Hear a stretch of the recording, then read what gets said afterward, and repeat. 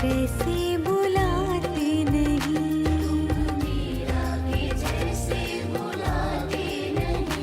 अच्युतं केशवं कृष्ण दामोदरं रामनारायणं जानकी वल्लभम्।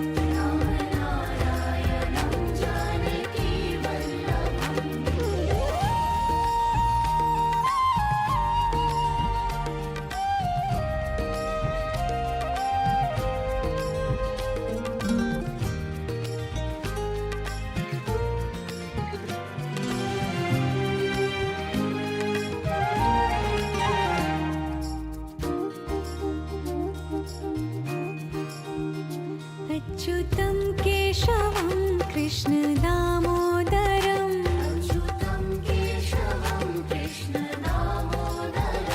रामनारायणं जानकी वल्लभम्।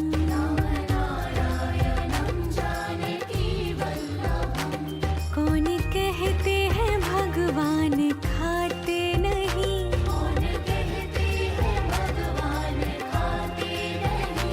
वीर शबरी के जैसे खिलाते नहीं,